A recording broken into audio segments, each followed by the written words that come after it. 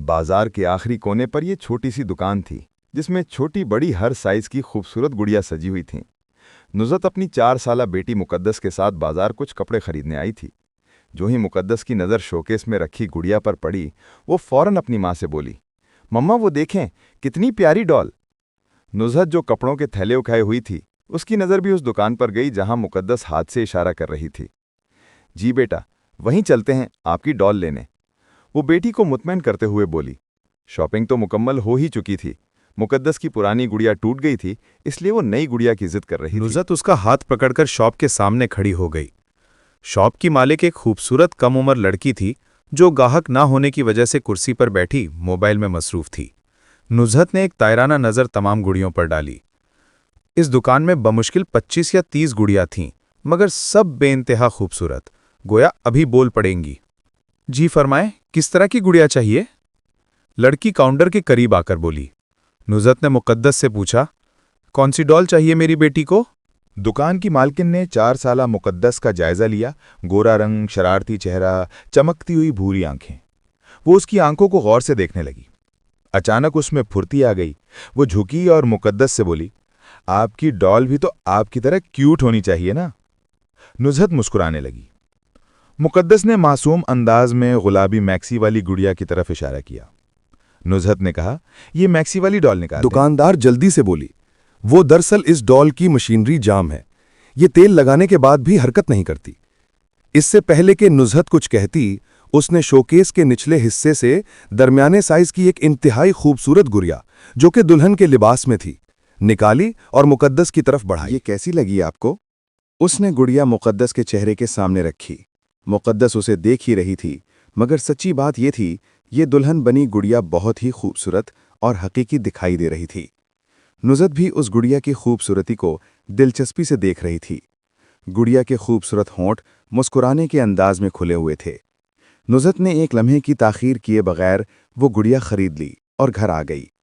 मुकद्दस अपनी नई डॉल को देखकर बेइंतहा खुश थी। मुकद्दस तो गुड़िया में इतनी मगन हो गई कि उसे गुड़िया के सिवा कुछ भी अच्छा न लगता। उसने अपने तमाम खिलौने बेड के नीचे फेंक दिए और हर वक्त उस गुड़िया को सीने से लगाए घूमती। रात को उसके साथ ही सोफे पर सो जाती, फिर बाद में उसके बाबा गुड़िया को उससे अलग करते और उसे गोद में उठाकर बेडरूम में ले आते। सुबह जागते ही वो फिर गुड़िया के पास सो जाती। मुकद्दस के बाबा अपनी बेटी में बहुत सी तब्दीलियां महसूस कर रहे थे। अब वो अपने मामा बाबा से दूर दूर रहती, खाने के वक्त भी गुड़िया को चिमटाए रखती, हर वक्त गुड़िया से न जाने क्या कानाफूसी करती रहती।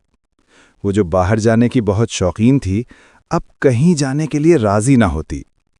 इन बातों का जिक्र उन्होंने नुज़रत से भी किया था, जबकि नुज़रत का कहना था कि घर में कोई और बच्चा नहीं, तो वो गुड़िया को अपनी हमउम्र समझकर उससे खेलने में मसरूफ़ रहती है।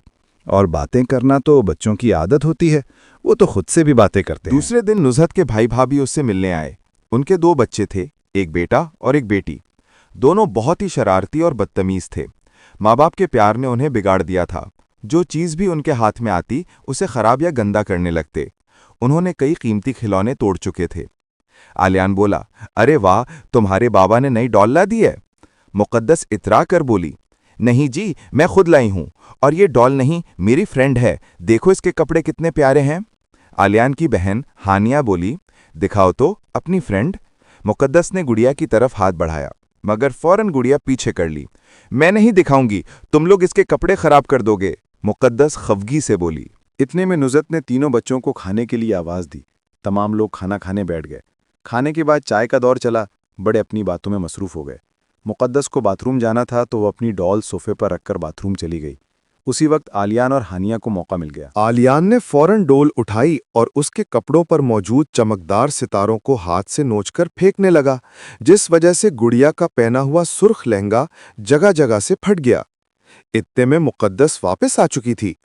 उसे जलाने के लिए आलियान ने गुड़िया को जोर से फर्श पर फेंक दिया और हंसने लगा। मुकद्दस ने रोते हुए गुड़िया को उठाया और अपने बाबा की गोद में छपकर बैठ गई।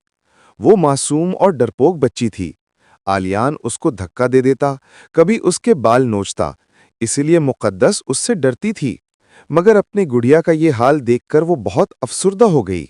बातों बातों में उसके वालिदैन ने उस पर ध्यान न दिया। رات ہو گئی، مہمان چلے گئے۔ دوسرے روز نزہت کا شوہر فرحان آفس گیا ہوا تھا۔ وہ کچن میں کھانا بنا رہی تھی اور مقدس حسب عادت اپنی گڑیا سے باتیں کر رہی تھی۔ نہ جانے وہ اپنی گڑیا سے کیا سوال و جواب کر رہی تھی۔ نزہت کبھی کبھار اسے دیکھ کے مسکرا دیتی۔ اچانک وہ صوفے سے اٹھ کر اپنی ماں کے پاس آئی اور بولی، ماما، ڈول نے آلیان بھائی کی پٹائی لگائی ہے۔ انہوں نے میری ڈول کے کپڑے خراب کر دیے تھے نا۔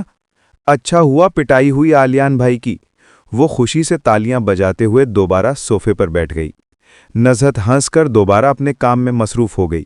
وہ صورتحال کی سنگینی سے بے خبر تھی۔ فرحان آفس سے جلدی آ گئے تھے۔ وہ بولے، جلدی تیار ہو، ہمیں جانا ہے۔ نزہت حیران ہوئی، خیریت تو ہے؟ کہاں جانا ہے؟ اور آپ اتنی جلدی آفس سے کیوں آ گئے؟ فرحان نے بتایا کہ ہاسپٹل سے نزہت کے بھائی کا فون آیا تھا۔ اس کا بیٹا آلیان سیڑھیوں سے گر کر شدید زخمی ہو گیا ہے۔ وہ بھی پریشان ہو گئی اور جلد ہی وہ لوگ ہاسپٹل کی طرف روانہ ہوئے۔ آلیان کو واقعی زیادہ چوٹیں آئی تھیں۔ نزہت نے غور سے آلیان کے جسم کو دیکھا۔ وہ ماربل کی سیڑھیوں سے گرا تھا۔ سر پھٹنے کی وجہ تو ظاہر تھی، مگر خراشیں دیکھ کر ایسا لگ رہا تھا کہ کسی نے اسے نوکیلے پتھروں پر گھسیٹا ہے۔ اس کا نیکر بھی کنارے سے ادھڑ گیا تھا۔ اچانک صبح جب نزہت جاگیں، وہ دیکھیں کہ مقدس کمرے سے باہر آئی ہے۔ لاؤنج میں آ کر حیرت انگیز طور پر اس نے گڑیا کو نظر انداز کر دیا۔ مقدس کی آواز کے علاوہ کچھ سرگوشیاں بھی سنائی دے رہی تھیں۔ نزہت نے لاؤنج میں رکھے کیبنٹ کی دراز کھلنے کی آواز سنی۔ خوف سے اس نے سر نکالا اور لاؤنج میں دیکھا۔ مقدس کیبنٹ کی درمیانی دراز کھول کر کچھ نکال رہی تھی۔ نزہت کی آنکھیں پھٹی کی پھٹی رہ گئیں۔ مقدس کے ہاتھ میں سفید کاغذ کی پڑیا تھی، جس میں وہ ستارے تھے جو آلیان نے اس کے کپڑوں سے نوچ دیے تھے۔ مقدس وہ پڑیا کھول کر ستارے دوبارہ اس کے کپڑوں پر لگانے کی کوشش کرنے لگی۔ نزہت کے ہاتھ پیر بے جان ہو گئے، کیونکہ صفائی کے دوران صوفے کے نیچے سے ملنے والے ستارے اس نے ہی کاغذ کی پڑیا میں باندھ کر دراز میں رکھے تھے، تاکہ وقت ملنے پر ان ستاروں کو دوبارہ گڑیا کے لباس پر لگا سکے۔ یہ پڑیا صرف نزہت کو معلوم تھی، کیونکہ جب اس نے ستارے دراز میں رکھے، مقدس کمرے میں سوئی ہوئی تھی اور فرحان آفس میں تھے۔ گویا مقدس کو کوئی بتا رہا تھا کہ ستارے کہاں ہیں، مگر کون؟ نزہت نے ہمت کر کے لاؤنج کی لائٹ آن کی اور جلدی سے آ کر اپنے کپ کپاتے ہاتھوں سے مقدس کو گود میں اٹھا لیا۔ وہ شدید خوف کا شکار تھی۔ مقدس کو بہلا کر سلانے کے بعد نزہت نے گڑیا کو غصے میں اٹھایا اور کھڑکی سے باہر پھینکنے ہی والی تھی کہ اس کے ذہن میں اپنے بھتیجے آلیان کا خیال آیا۔ آلیان نے گڑیا کو پھینکا، پھر وہ سیڑھیوں سے گر کر زخمی ہو گیا۔ مگر نہیں، اسے یہ بات اس کی بیٹی نے دوپہر میں ہی بتا دی تھی کہ گڑیا نے آلیان کی پٹائی کی ہے۔ شام میں اسے یہ خبر ملی کہ آلیان زخمی ہو گیا ہے۔ اس کے جسم پر لگنے والی خراشیں، اس کے پھٹے ہوئے کپڑے۔ مقدس کو یہ کیسے معلوم ہوا کہ آلیان کو چوٹ لگی ہے؟ اف میرے خدا! وہ سر پکڑ کر بیٹھ گئی۔ بہت سوچنے کے بعد وہ سمجھ چکی تھی کہ یہ گڑیا کوئی آسیب ہے، اور یہ بھی کہ اسے آسانی سے گھر سے نکالنا ممکن نہیں ہوگا۔ نزہت کو علم تھا کہ ایسی چیزیں معصوم بچوں کی جان بھی لے سکتی ہیں۔ اسے انتہائی احتیاط کی ضرورت تھی، کیونکہ مقدس کی زندگی سب سے اہم تھی۔ اس نے سوچ لیا کہ وہ اس سارے معاملے کی تہہ تک جائے گی، تاکہ اپنی اکلوتی اولاد کو کسی بھی نقصان سے بچا سکے۔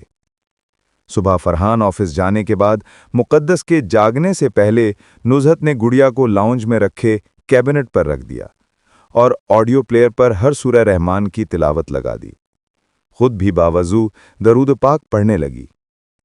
صبح کے 9 بجے تھے۔ نزہت نے دیکھا کہ گڑیا کے مسکراتے ہونٹ اب سکڑ گئے تھے اور وہ ایک بدصورت گڑیا دکھائی دے رہی تھی۔ نزہت کو خوف محسوس ہو رہا تھا، مگر وہ ماں تھی، ماں جو اپنی اولاد کے خاطر موت سے بھی مقابلہ کر سکتی ہے۔ وہ اس آسیب سے لڑنے کے لیے تیار تھی۔ مقدس جاگ گئی تھی۔ وہ کمرے سے باہر آ گئی۔ لاؤنج میں آ کر حیرت انگیز طور پر اس نے گڑیا کو نظر انداز کر دیا اور ناشتے کی میز پر بیٹھ گئی۔ نزہت نے اللہ کا شکر ادا کیا۔ سورہ رحمان کی برکت سے مقدس اب گڑیا کے حصار سے نکل چکی تھی۔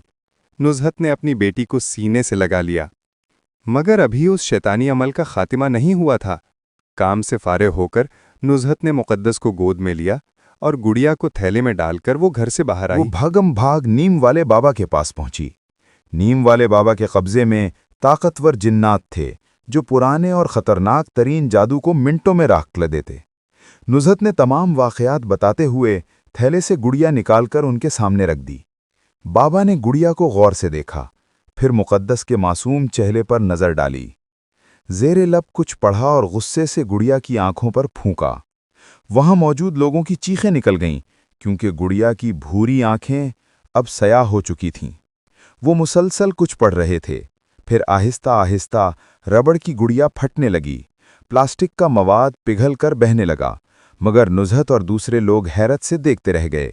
जब उन्होंने देखा कि गुड़िया के पिघलने के बावजूद वो सुर्ख लिबास बिल्कुल सलामत है, तब बाबा ने पूरी बात बताई।